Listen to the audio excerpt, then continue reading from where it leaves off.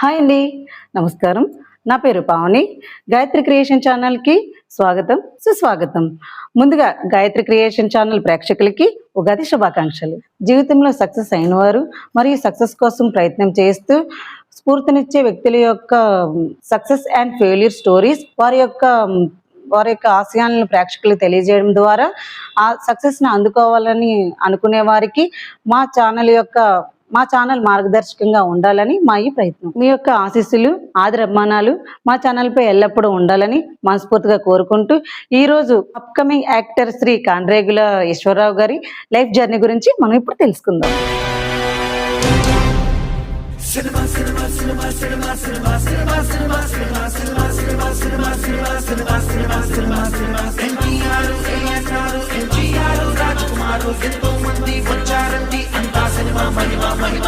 కృష్ణుడి నవ్వడు చూశాడు, మన కళ్ళకి చూపింది ఈ సినిమా. స్వర్గము నవ్వడు చేరాడు, మన దరికి చేర్చింది ఈ సినిమా. కృష్ణుడి నవ్వడు చూశాడు, మన కళ్ళకి చూపింది ఈ సినిమా. స్వర్గము నవ్వడు చేరాడు, మన దరికి చేర్చింది ఈ సినిమా. Welcome sir. ఈరోజు మా ఛానల్ ద్వారా మిమ్మల్ని కలుసుకోవడం చాలా ఆనందంగా ఉంది సార్ మాకు. థ్యాంక్ యూ అమ్మా. Welcome sir. అలాగే మీ ప్రాంతాలలో పలు సేవా కార్యక్రమాల్లో కూడా మీరు పాల్గొన్నారు. అలాగే యువతకు చాలా ఆదర్శంగా కూడా నిలిచారు. అలాగే మీ లైఫ్ జర్నీ గురించి మా ప్రేక్షకులకి ఒకసారి చెప్పండి సార్. తప్పకుండా అమ్మా. మాది శృంగవరపుకోట మండలంలో గల మూలబొడ్డివారి పంచాయతీకి చెందిన భవానీ నగర్ గ్రామం మా ఊరు. మరి మాది పూర్తిగా రైతు కుటుంబం. మరి మమ్మల్ని చిన్నప్పుడు మా తల్లిదండ్రులు ఎంత ఆస్తి సంపాదించినప్పటికీ కూడా పెద్దగా చదివించలేకపోయారు.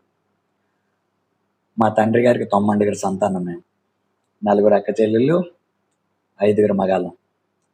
నేను 9వ వాడిని. మరి ఎప్పటి నుంచో నాకు చిరకాల కోరిక సినిమాల్లో నటించాలని చాలా ఎక్కువ ప్యాషన్ ఉండేది. నాకు సినిమా అంటే చాలా ప్యాషన్. ఎన్నో ప్రయత్నాలు, మరి ఎన్ని ప్రయత్నాలు చేస్తే ఈ రోజుకి నేను అది సాధించుకోగలిగాను. ఆ భగవంతుడి అనుగ్రహంతో ఇప్పటికీ నేను చక్కగా చాలా సినిమాల్లో నటించాను. సార్, మీకు సినిమాల్లోకి రావాలనే కోరిక ఏ వయసు నుంచి స్టార్ట్ అయింది? అసలు మీరు సినిమాల్లోకి రావడానికి బలమైన కారణం ఏమైనా ఉందా సార్? లేకపోతే మీ కుటుంబంలో ఎవరికైనా సినీ నేపథ్యం మీద అనుభవం ఏమైనా ఉందా? తప్పకుండా అమ్మా. మరి మా కుటుంబంలో అయితే ఎవరికి సినిమాలో యాక్ట్ చేయడం అనేది ఎవరికి లేదు. నేనే మొట్టమొదటిసారి. మరి మాకు చిన్నప్పుడు పల్లెటూరు వాతావరణం కనుక ఉదయం అంతా పొలంలో పనిచేసి సాయంత్రం ఇంటికి వచ్చిన తర్వాత అందరూ పెద్దవాళ్ళందరూ కలిసి మనం సినిమాకి వెళ్ళాలరా అని అనుకునేవాళ్ళు. వాళ్ళతో పాటు మేము కూడా చిన్నపిల్లలను బయలుదేరే వాళ్ళం. మాకు ఎస్కోట ఇక్కడికి 5 కిలోమీటర్ల దూరం అవుతుంది. అప్పుడు మరి బస్సుల సౌకర్యం, ఆటోల సౌకర్యం లేదు. నాటుపల్లి ఉండేవి, ఇలా గూడితో ఉండేవి. అందులో ఒక 20 మంది వరకు వెళ్ళి సినిమా చూసేవాళ్ళం. అది అర్ధరాత్రి షో అంటారు, ఫస్ట్ షో, సెకండ్ షో అంటారు. అలా సినిమా చూసుకునేవాళ్ళం. అప్పుడు నేల టికెట్ అంటే ఇప్పుడు మీకు అవన్నీ పెద్ద పెద్ద ఇది, మేము నేల అంటే కిందనే కూర్చొని చూసేవాళ్ళం. అప్పుడు ఎక్కువ ఎన్టీ రామారావు, అలా నాగేశ్వరరావు, ఇలా ఇటువంటి వాళ్ళ సినిమాలు ఎక్కువ వస్తూ ఉండేవి. నాకు ఎన్టీ రామారావు సినిమాలు అంటే చాలా ఇష్టం. ఆ రోజుల్లో వాళ్ళ పౌరాణిక చిత్రాల్లో కొన్ని మాటలు బట్టి నేను కథ కాలక్షేపంలో నేను కూడా అవి చెప్పేవాడిని. అలాగే చిరంజీవి సినిమాలు అంటే చాలా ఇష్టం. మరి మాకు ఇక్కడ అరకు 56 కిలోమీటర్ల దూరం వస్తుంది. అక్కడ ఎక్కువ షూటింగ్లు జరిగాయి. నా చిన్నతనంలో ఒకసారి తాటిపూడి రిజర్వాయర్ దగ్గర, తాటిపూడి డామ్ దగ్గర బాలకృష్ణ సినిమా షూట్ అయింది. మేము అందరం వెళ్ళి అలా దూరంగా ఉండి చూసేవాళ్ళం. మనం కూడా ఎప్పటికైనా యాక్ట్ చేయాలి అనే ఒక తపన ఉండేది. మరి చాలామంది ఈ కాలం పిల్లలు అయితే మరి టిక్ టాక్లని, అలాగే ఈ వాట్సాప్లు, ఫేస్బుక్లు, యూట్యూబ్లు ఇవన్నీ చేస్తున్నారు, ఇన్స్టాగ్రామ్ అలాగా. మరి నాకు కూడా ఇవన్నీ ఇష్టం కదా. చిరంజీవి, రామారావు పాటలు అంటే ఇష్టం. నేను కూడా టిక్ టాక్ టైంలో చేసేవాడిని, అలాగే ఇన్స్టాగ్రామ్లో చేసేవాడిని. యూట్యూబ్లో కూడా కొన్ని రీల్స్ చేస్తే అబ్బా చాలా బాగా చేస్తున్నావు, సినిమాల్లోకి వెళ్ళిపోవచ్చు కదా అనేవాళ్ళు. నా చిన్నప్పుడే నేను రామారావు డైలాగ్ ఒకటి బట్టి చెప్పేవాడిని. ఏమంటివి జాతి నిబంధన సోతస్థుని కింద అర్హత లేదండివా, ఎంత మాట ఇది క్షేత్ర పరీక్ష కానీ క్షత్రియ పరీక్ష కాకూడదు, ఇది కుల పరీక్ష అనుందివా అని నేను డైలాగ్ చెప్తుంటే అందరూ చప్పట్లు కొట్టేవాళ్ళు అనమాట. అది ఇంకా నన్ను ఉత్సాహానికి గురి చేసి అప్పటి నుంచి మొదలైన ఈ ఈ థింకింగ్ ఈ రోజుకి కూడా నేను వదలలేదు. ఇప్పుడు తినగ తీయగా ఉండని నా పట్టుదల వదలకుండా జర్నీ చేస్తే ఈరోజు సినిమాలో నేను యాక్ట్ చేసే అవకాశం వచ్చింది. Thank you sir, thank you, బాగా చెప్పారు సార్. సార్ మీరు ఇప్పటివరకు ఎన్ని సినిమాలు నటించారు, ఆ అవకాశం మీకు ఎలా వచ్చింది? సినిమాల కన్నా ముందు నేను షార్ట్ ఫిల్మ్స్ చేయడం మొదలు పెట్టాం. మా ప్రాంతంలో పవన్ కుమార్ అని ఒక కుర్రాడు ఉన్నాడు, పవన్ కుమార్ ఛానలే అది. అలాగే కార్తీక్ ఫిల్మ్ క్రియేషన్ అని ఒకటి ఉంది, అదొకటి. అలా మేము ముందు షార్ట్ ఫిల్మ్స్ చిన్నగా మొదలు పెట్టాం. అందులో చాలా బాగా చేసాం. ఇంచుమించు ఒక 20 షార్ట్ ఫిల్మ్స్ చేస్తుంటాం. మాకు 1 మిలియన్స్లో వెళ్ళిపోతుంటది అనమాట. అవి వాళ్ళు షార్ట్స్లో వదిలేవారు, మిలియన్స్లో వెళ్ళిపోయింది. నా ఫేస్ కంప్లీట్గా అందరికీ ఎలివేట్ అయింది, నేను బాగా అందరికీ తెలిసాను. తర్వాత ఒకసారి నాకు రమణ చౌదరి గారు అని చెప్పి ఒక ఆయన పరిచయం అయ్యారు. తర్వాత మాకు మేనల్లుడు అవుతారు, మా మేనల్లుడే ఆయన హైదరాబాద్లో ఆర్ట్ డిపార్ట్మెంట్లో చేసేవారు. అతను నాకు మొట్టమొదట ఒక సినిమాలో అవకాశం కల్పించారు. ఆయన ద్వారా నేను మొదట వెళ్ళాను, రోలుగొంట సూర్య అనేది. అది సినిమా 8 రోజులు చాలా కష్టపడి చేసాం, కానీ అందులో నన్ను చూపించలేకపోయారు, చాలా తక్కువ చూపించారు. చాలా బాధ అనిపించింది. ఈ బాధని నేను వేరే వ్యక్తితో వ్యక్తపరుస్తున్నప్పుడు ఆ సార్ నాకు పరిచయం అయ్యారు, అని రమణ చౌదరి గారు. అతను నాకు ధర్మస్థల నియోజకవర్గం అని చెప్పి సుమన్ గారి కాంబినేషన్లో, సుమన్ గారు పృథ్వీరాజ్ గారి కాంబినేషన్లో నాకు మంచి రోల్ ఇచ్చారు. అది చేశాను. అక్కడి నుంచి నా జర్నీ ఇంకా కంటిన్యూ. అలాగే రాయుడు గారి తాలూకా అని రీసెంట్గా 1 వీక్ బ్యాక్ అది రిలీజ్ అయింది, మంచి బ్లాక్ బస్టర్ అయింది, బాగుంది, చిన్న సినిమా. అలాగే నేను సంక్రాంతికి వస్తున్నాం సినిమా చేశాను, కూలీ చేశాను, హిట్ 3 చేశాను, జాగా చేశాను, రజనీ కళ్యాణం చేశాను, త్రిశూలం చేశాను. అలాగే ఇప్పుడు ప్రజెంట్ మాది ఒక 1 వీక్లో స్టార్ట్ అవుతుంది ఆర్జీ క్రియేషన్, అది ప్రొడక్షన్ నెంబర్ 1, ఇంకా పేరు ఖరారు అవ్వలేదు, అది కూడా చేసాం. అలా ఒకటి చెప్పుకొని వెళ్తే ఇంచుమించు సుమారు ఒక 20 సినిమాల్లో నేను యాక్టింగ్ చేయగలిగాను. మంచి లీడ్ పడినవి ఏంటి అంటే రజనీ కళ్యాణం, అలాగే త్రిశూలం, ఇప్పుడు మొన్న రీసెంట్గా రాయుడు గారి తాలూకా మంచి లీడ్ వచ్చాయి. ఇప్పుడు ప్రజెంట్ నేను ఆర్జీ క్రియేషన్ ప్రొడక్షన్ నెంబర్ 1లో అసిస్టెంట్ డైరెక్టర్గా నేను చేస్తూ, అందులో మెయిన్ లీడ్ నాకు ఒకటి ఇచ్చారు, ఫాదర్ రోల్ ఇచ్చారు, అది కూడా చాలా పెద్ద రోల్. థ్యాంక్ యూ సార్, మీ అనుభవాన్ని మాకు తెలియపరిచినందుకు. సార్ మీరు చాలా కష్టపడి ఈ ఫీల్డ్లోకి వచ్చారు, చాలా కష్టపడ్డారు కూడా. మీరు ఈ ఫీల్డ్లోకి వచ్చి మీరు అనుభవించిన కష్టాలు కానీ ఒడిదుడుకులు కానీ ఏమైనా ఉన్నాయా? ఉన్నాయమ్మా. మరి ఈ ఫీల్డ్ అంటే నాకు చాలా ఫ్యాషన్ కనుక ఎన్ని కష్టాలైనా ఎదిరించి అందులో యాక్ట్ చేయాలనే తపనతో నేను చాలా కసితో, కృషితో ఇందులో ఇదయ్యాను. మరి ఎక్కడైనా వైజాగ్లో షూటింగ్ అవుతుందని తెలియటమే గగనం. ఇక్కడ పల్లెటూరు వాతావరణం కాబట్టి మాకు ఎక్కడ ఆడిషన్స్ అవుతున్నాయో తెలిసేది కాదు. అలా అని చెప్పి చాలా ఉన్నాయి. ఏపీ మా మూవీ అసోసియేషన్, ఇలాగా జీమా అసోసియేషన్, వాళ్ళు ఏపీ ఫెడరేషన్ వాళ్ళు చాలామంది ఉన్నారు, కానీ ఎవరు కూడా ఆడిషన్లు పిలిచే పరిస్థితి చాలా తక్కువ ఉండేది. ఎందుకంటే హైదరాబాద్ వాళ్ళు ఇక్కడ వచ్చి షూట్ చేసుకుంటారు, వీళ్ళు ఇక్కడ కోచింగ్ చేసేవాళ్ళు కాదు. మరి మా ప్రాంతం వాళ్ళు కూడా, ఈ ఉత్తరాంధ్ర వాళ్ళు కూడా చాలా మంచి ఆర్టిస్టులు ఉన్నారు, మాకు కూడా కొన్ని అవకాశాలు కల్పించండి అని అడిగే నాదుడు ఇక్కడ కరువైపోయాడు. అటు తరుణంలో ఎక్కడైనా షూటింగ్ అయితే మేము చూడడానికని వెళ్ళిపోయి ఎవరో ఏజెంట్ని పట్టుకొని నాకు కూడా ఏదైనా చిన్న అవకాశం అని రిక్వెస్ట్ చేస్తే వాళ్ళు ఉదయం నుంచి సాయంత్రం 6 గంటలకి, మాది ఇక్కడ బొడ్డవార ఎస్కోట్ నుంచి వైజాగ్ రావాలంటే 60 కిలోమీటర్ల దూరం, అక్కడికి ఉదయాన్నే వెళ్ళిపోయి 6 గంటలకి సెట్లో ఉండాలి, లేకపోతే బయటకు పంపించేస్తారు. మరి మళ్ళీ సాయంత్రం 6 గంటలకి వదులుతారు. మధ్యాహ్నం భోజనం పెడతారు, స్నాక్స్ ఇస్తారు, ఆ చేతిలో 400, 300, 500 పెడతారు. ఒక్కొక్క మంచి ఏజెంట్ అయితే ఆ డబ్బులు ఏమి ఇస్తాడు, ఆయన మంచివాడు కాదంటే సినిమా ఫ్యాషన్లో ఉన్నాం కాబట్టి ఆయన డబ్బులు ఇవ్వకపోయినా మేము వెళ్ళి చేసిన రోజులు చాలా ఉన్నాయి. సార్ మీరు సినిమాల్లో ఇంత బిజీగా ఉంటూ కూడా పలు సేవా కార్యక్రమాల్లో పాల్గొంటున్నారని మేము విన్నాము. అలాగే మీరు సేవా కార్యక్రమాలు చేసినవి మేము తెలుసుకోవాలని అనుకుంటాం. మా కోసం ఒకసారి మా ప్రేక్షకులకి తెలియజేయండి. తప్పకుండా అమ్మా. మాకు సేవా కార్యక్రమం అనేది నా బాల్యం నుంచే నాకు అలవాటు అనమాట. అంటే మాకు చిన్నప్పుడు మా నాన్నగారు చదివించలేదని ముందే చెప్పాను. ఆయన ఎందుకు చదివించలేదంటే రీజన్, మాకు చాలా ఎక్కువ పొలం ఉండేది. ఉంటే మా పొలంలో ప్రతిరోజు ఒక 20 మంది కూలీలు వచ్చి పనిచేసేవాళ్ళు.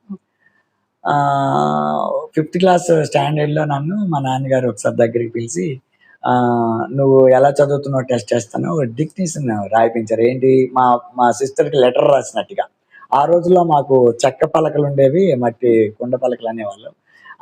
రాసి ఆయన చెప్పిన దాన్ని చక్కగా నేను రాశాను. Very good. నువ్వు లెటర్ ఉత్తరం ముక్క రాయడం వస్తే నీకు చాలు. మనం ఒకరి దగ్గరికెళ్ళి జాబ్ చేయాల్సిన పని లేదు. మనకు చాలా ఆస్తి ఉంది కదా! లేబర్‌కి లెక్కలు చూసుకుంటే సరిపోతది కూలీల కన్నా.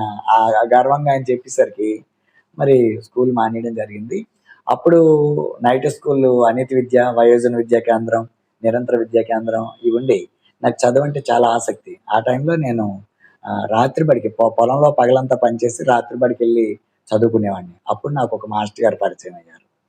ఆయన పేరు సిహెచ్ రామచంద్రరావు గారు. ఆయన జవహర్ నవోదయ పీఈటీగా పనిచేసేవారు. ఆయన ప్రతిరోజు వ్యాయామం చేసేవారు. ఆయన దగ్గరికి వ్యాయామం నేర్చుకోవడానికి, ఇలా చదువు నేర్చుకోవడానికి వెళ్ళి, నాతో పాటుగా ఇంకో 10, 20 మంది పిల్లల్ని తీసుకెళ్ళి వాళ్ళతో నేర్పిస్తూ, ఆయన పీఈటీ కనుక ఆయన ఎన్నో బాల్సు, హాకీ, మొత్తం క్రికెట్ అన్ని ఆటలు ఆయన నేర్పిస్తూ ఇంచుమించు స్టేట్ లెవెల్‌లో పిల్లలందరినీ తయారు చేసేవాడు. వాళ్ళందరికీ నేను ఒక కోచ్ లాగా, సార్ లాగా అయిపోయేవాడిని. అలాగే ఇక నా అనితి విద్యా కేంద్రం మా ఊర్లో పెట్టారు. అది స్కూల్ ఎత్తేసారు. ఎత్తేస్తే బుక్స్ అన్నీ మా దగ్గర ఉండిపోయాయి. నేను ఒక 20 మంది పిల్లల్ని పోగేసి ఆ బుక్స్ అన్నీ చదువుతూ నేను అక్కడ సార్ లాగా అయిపోయేవాడిని. అలా నిరంతర విద్యా కేంద్రం, వయోజన విద్యా కేంద్రం, ఏది నాకు చదువంటే ఇష్టం కాబట్టి ప్రతి ఒక్క దాంట్లో పార్టిసిపేట్ చేసేవాడిని. అప్పుడు మా అన్నయ్య గారి బాబు ఒకాయన అనకాపల్లిలో ఆయన బాగా చదువుకున్నారు. ఆయన మా ఊరు వచ్చేసాడు. వచ్చిన తర్వాత పారిశుద్ధ్య కార్యక్రమం చేయాలి. ఆ రోజుల్లో పూర్వం చెంబులు పట్టుకొని రోడ్డు పక్కన బహిర్భూమికెళ్ళేవారు. అది ఆయనకి నచ్చేది కాదనమాట. అందరిని తిడుతుండేవాడు. అతన్ని శత్రువులా చూసేవారు. నా దగ్గరకొచ్చి, "బాబాయ్, మీ ఊర్లో కూడా అలా రోడ్డు పక్కన కంగాలి చేస్తున్నారు కదా, మీరు చెప్పాలి" అని. నేను వాళ్ళకి చెప్పడం మొదలుపెట్టాను. నన్ను కూడా శత్రువులా చూసేవారు. అప్పుడు ఇలా కాదని చెప్పి మేమే ప్రతి ఆదివారం నా స్టూడెంట్స్ పిల్లలందరిని తీసుకొని, నేను వాళ్ళ చిన్న వయసే కాబట్టి ప్రతిరోజు పిచ్చి మొక్కలు ఏమన్నా ఉంటే పీకేయటం, చెత్త చెదారాలు ఉంటే తీసేయడం, రోడ్డు పక్కన కాలువల్లో, డ్రైన్ కాలువల్లో మురుగుడు ఉంటే తీసేయటం. ప్రతిరోజు సండే పారిశుద్ధ్య కార్యక్రమాన్ని ఒక సిస్టమ్ లాగా పెట్టేసుకున్నాం.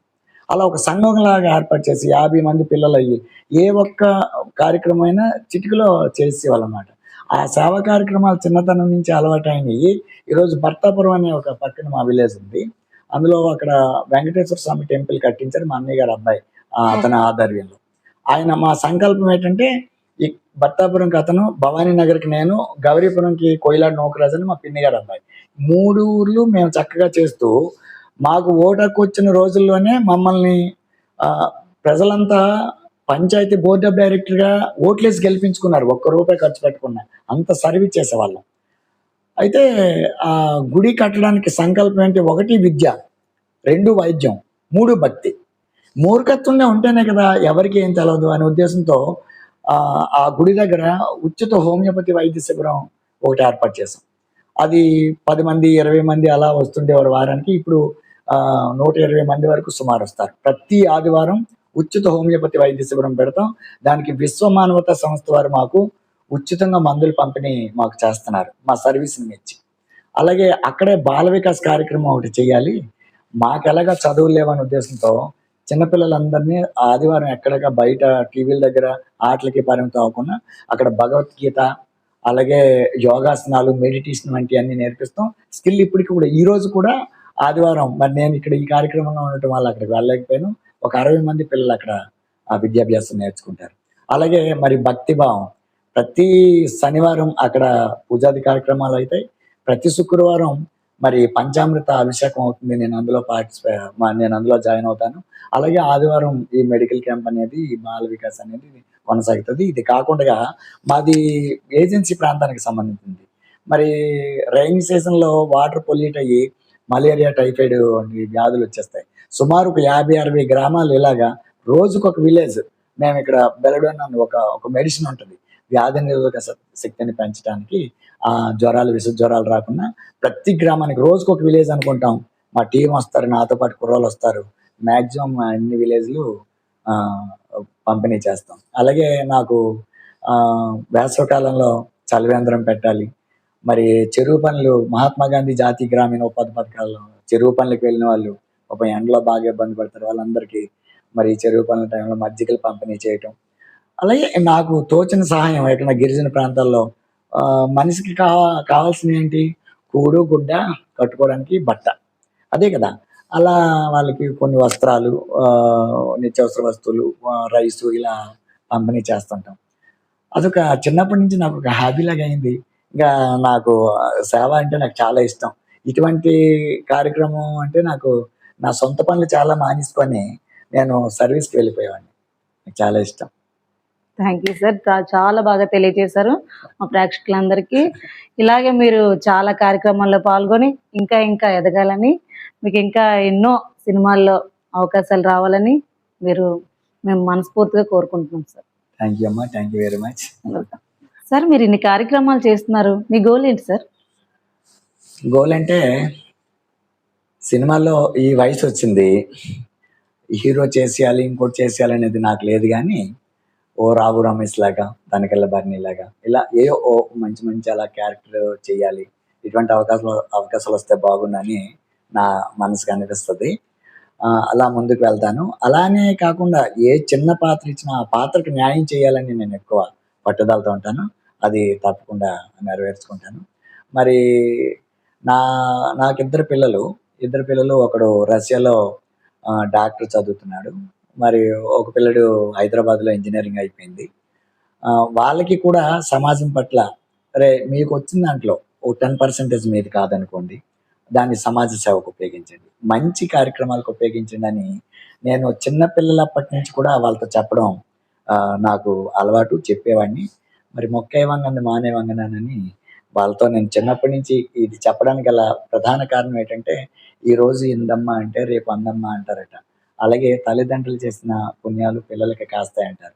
మరి వాళ్ళు కూడా మళ్ళా తయారవ్వాలి అంటే తల్లిదండ్రులుగా అది నా బాధ్యత. వాళ్ళని కూడా సేవా కార్యక్రమాల్లో నేను ఎక్కడికి వెళ్ళినా తీసుకొని వెళ్తూ ఉంటాను. అది నాకు చాలా సంతోషం.